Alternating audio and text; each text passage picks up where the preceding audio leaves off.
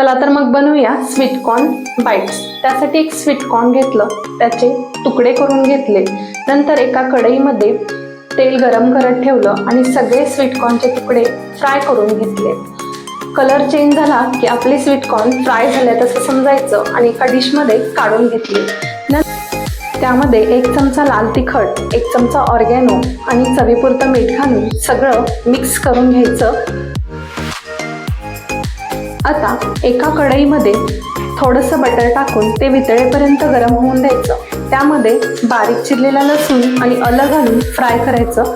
थोडासा बारीक चिरलेला कोबी घ्यायचा, तो सुद्धा याच्यासोबत फ्राय करायचा। आता याच्यामध्ये सोया सॉस 2 चमचे, 3 चमचे टोमॅटो सॉस आणि 4 चमचे पाणी घालायचं।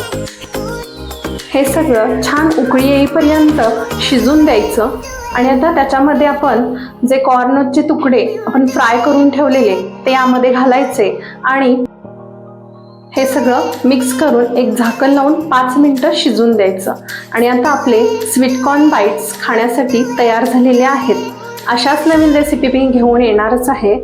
जर तुम्ही माझे इंस्टाग्राम फॉलो नसेल केलं तर प्लीज फॉलो करा आणि रेसिपी आवडली असेल तर लाईक करायला विसरू नका। Bye bye.